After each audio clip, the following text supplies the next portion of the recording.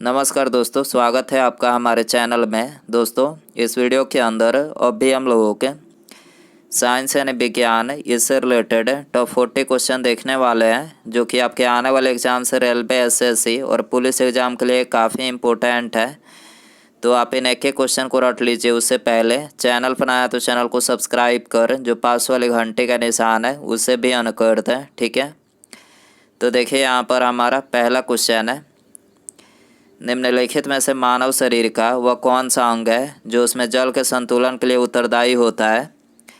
तो देखिए, इसे करेक्ट आंसर ऑप्शन सी हो जाएगा, गुर्दे यानी किडनी जो होता है, तो ये मानव शरीर में जल के संतुलन के लिए उत्तरदायी होता है, ठीक है। इसके अलावा मनुष्य में जो गुर्दे का रोग होता है, तो ये किसके प्रदूषण के कारण होता है, तो ये होता है कैडमियम के प्रदूषण के कारण से, ठीक है। क्वेश्चन नंबर 2 है, दुग्धजनक हार्मोन का स्राव कहाँ पर होता है। तो देखिए, इसे करेक्ट आंसर ऑप्शन डी हो जाएगा, पीयूष ग्रंथि में होता है, ठीक है। दुग्धजनक हार्मोन का स्राव कहाँ पर होता है, तो ये पीयूष ग्रंथि में होता है, ठीक है। और पीयूष ग्रंथि जो है ये मानव शरीर की सबसे छोटी ग्रंथि है और इसे मास्टर ग्रंथि भी बोला जाता है, ठीक है। क्वेश्चन नंबर 3 है, मानव शरीर की कौन सी ग्रंथि पीयूष ग्रंथि से हार्मोन के रिसाव को नियंत्रित करती है। तो देखिए, इसे करेक्ट आंसर ऑप्शन डी हो जाएगा, हाइपोथैलेमस जो ग्रंथि है, तो ये पीयूष ग्रंथि से हार्मोन के रिसाव को जो है नियंत्रित करती है, ठीक है। क्वेश्चन नंबर 4 है, दूध में कौन सा प्रोटीन शर्करा युग्म होता है। तो देखिए, दूध में जो प्रोटीन होता है, तो ये कैसिन प्रोटीन होता है और शर्करा जो है लैक्टोज होता है, ठीक है। तो यहाँ पर बी करेक्ट हो जाएगा। क्वेश्चन नंबर 5 है, मौखिक गर्भ निरोधक के रूप में प्रयुक्त हार्मोन है।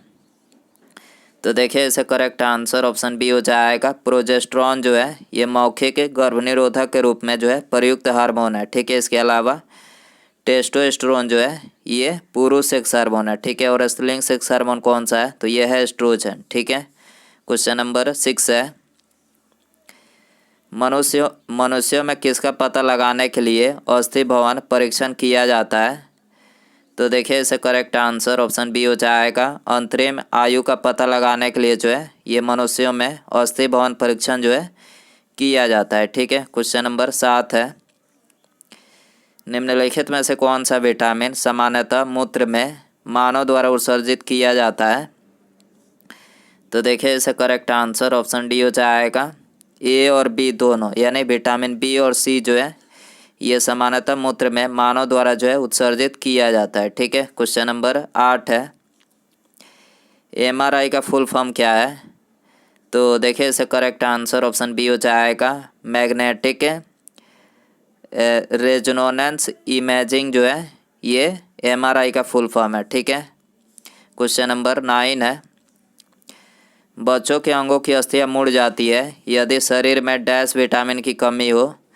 तो देखिए, इसे करेक्ट आंसर ऑप्शन सी हो जाएगा, शरीर में विटामिन डी की कमी होने से क्या होती है, तो बच्चों के अंगों की अस्थियां जो है मुड़ जाती है, ठीक है। क्वेश्चन नंबर 10 है, निम्नलिखित में से कौन सा रोग प्रायः वायु के माध्यम से फैलता है। तो देखिए, इसे करेक्ट आंसर ऑप्शन सी हो जाएगा, ट्यूबरकुलोसिस जो है ये प्रायः वायु के माध्यम से जो है फैलता है, ठीक है। क्वेश्चन नंबर 11 है, निम्नलिखित में से कौन सा एक वैक्सीन नहीं है। तो देखिए, इसका करेक्ट आंसर ऑप्शन डी हो जाएगा, प्रोजेस्टेरॉन जो है ये वैक्सीन नहीं बल्कि ये क्या है, तो ये एक हार्मोन है, ठीक है। और बाकी ये तीनों जो है वैक्सीन है, बीसीजी, एंटी रेबीज और पोलियो वैक्सीन, यानी ये तीनों जो है वैक्सीन है, ठीक है। क्वेश्चन नंबर 12 है, दो प्राथमिक रंग लाल और नीले के मिश्रण से कौन सा सेकेंडरी रंग प्राप्त होता है। तो देखिए, इसे करेक्ट आंसर ऑप्शन डी हो जाएगा, मैजेंटा, ठीक है। लाल और नीले के मिश्रण से कौन सा सेकेंडरी रंग प्राप्त होता है, तो ये मैजेंटा प्राप्त होता है, ठीक है। क्वेश्चन नंबर 13 है, आँख के किस भाग द्वारा आँख में प्रवेश करने वाले प्रकाश की मात्रा नियंत्रित होती है। तो देखिए, इसे करेक्ट आंसर ऑप्शन सी हो जाएगा, आइरिस के द्वारा, ठीक है। आइरिस के द्वारा जो है आँख में प्रवेश करने वाले प्रकाश की मात्रा जो है नियंत्रित होती है, ठीक है। क्वेश्चन नंबर 14 है, एक सामान्य व्यक्ति में स्पष्ट दृष्टि की न्यूनतम दूरी कितनी होनी चाहिए। तो देखिए इसे करेक्ट आंसर ऑप्शन बी हो जाएगा 25 सेंटीमीटर होनी चाहिए। ठीक है, एक सामान्य व्यक्ति में स्पष्ट दृष्टि की न्यूनतम दूरी कितनी होनी चाहिए?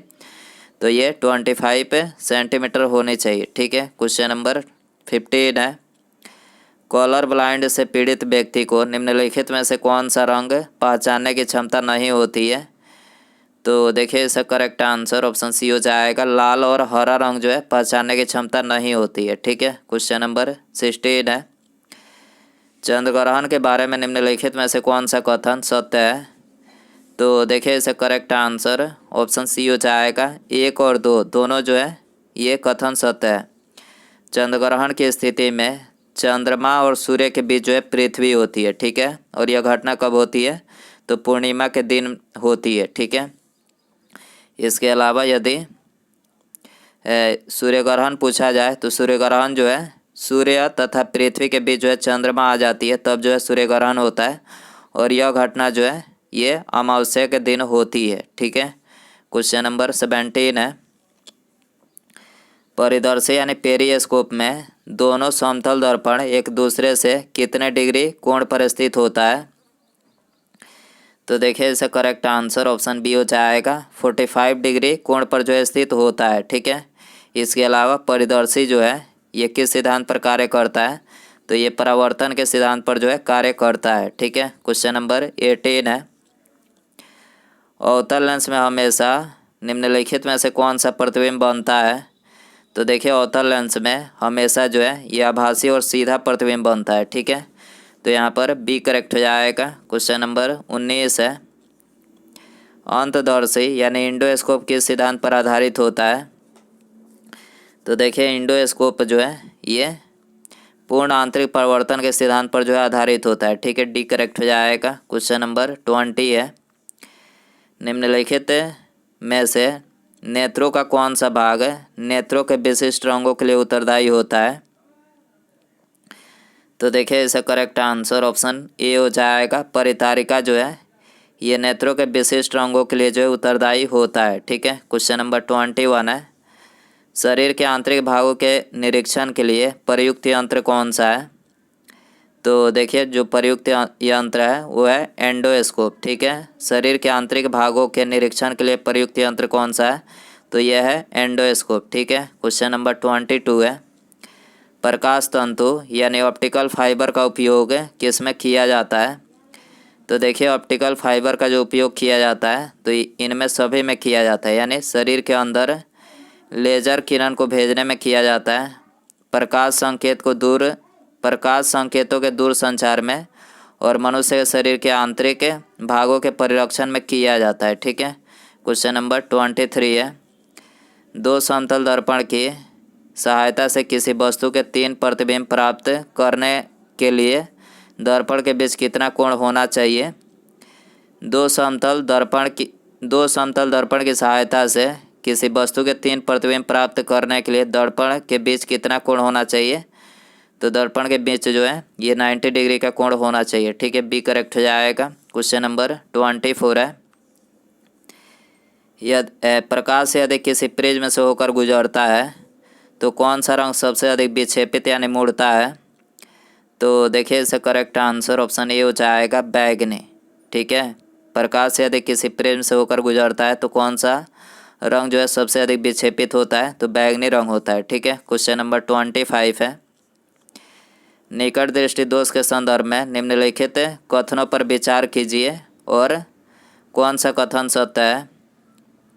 तो देखिए इसे करेक्ट आंसर ऑप्शन बी हो जाएगा, केवल 1 और 3। ठीक है, यहाँ पर 1 और 3 कथन जो है सत्य है। इसमें निकट दृष्टि दोष में इसमें लेंस की गोलाई बढ़ जाती है, इसमें लेंस की क्षमता बढ़ जाती है। ठीक है, इसके अलावा निकट दृष्टि दोष को जो है ये मायोपिया भी बोला जाता है, और इस रोग से ग्रसित व्यक्ति दूर की वस्तु को नहीं देख सकता है। ठीक है, जिसके कारण प्रतिबिंब रेटिना पर न बनकर रेटिना के आगे बनता है, और निकट दृष्टि दोष को दूर करने के लिए जो है अवतल लेंस का जो है प्रयोग किया जाता है। ठीक है, क्वेश्चन नंबर 26 है,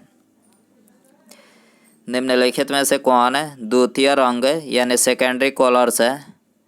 तो देखिए इसका करेक्ट आंसर ऑप्शन सी हो जाएगा। पीला जो है ये द्वितीय रंग है, ठीक है। इसके अलावा प्राथमिक रंग पूछा जाए तो प्राथमिक रंग जो है वो है रेड, ग्रीन और ब्लू, ठीक है। क्वेश्चन नंबर 27 है, किसी वस्तु का प्रतिबिंब रेटिना पर कितने सेकंड तक रहता है? तो देखिए इसका करेक्ट आंसर ऑप्शन ए हो जाएगा। 1/10 सेकंड जो है किसी वस्तु का प्रतिबिंब जो है रेटिना पर होता है, ठीक है। क्वेश्चन नंबर 28 है, कोई प्रकाश किरण कांच की स्लैब में प्रवेश करती है तो देखिए इसकी आकृति जो है नहीं बदलती है, ठीक है। कोई प्रकाश किरण कांच की स्लैब में प्रवेश करती है तो इसकी आकृति जो है नहीं बदलती है, ठीक है। क्वेश्चन नंबर 29 है, लेंस की क्षमता मापी जाती है तो देखिए लेंस की क्षमता जो है ये डायोप्टर में मापी जाती है, ठीक है। बी करेक्ट हो जाएगा। और उत्तल लेंस की क्षमता जो है धनात्मक होती है और अवतल लेंस की जो क्षमता होती है तो ये ऋणात्मक होती है। एक डायोप्टर उस लेंस की क्षमता होता है जिसकी फोकस दूरी 1 मीटर होती है, ठीक है।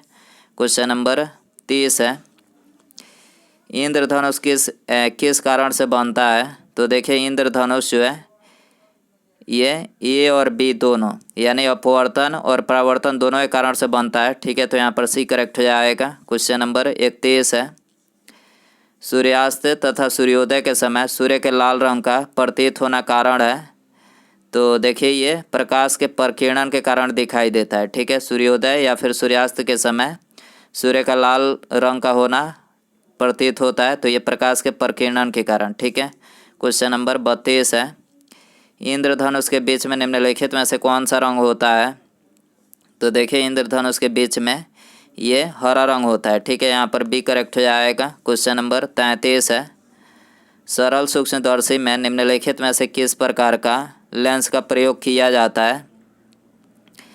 तो देखिए इसे करेक्ट आंसर ऑप्शन ए हो जाएगा। उत्तल लेंस का जो है प्रयोग किया जाता है, ठीक है।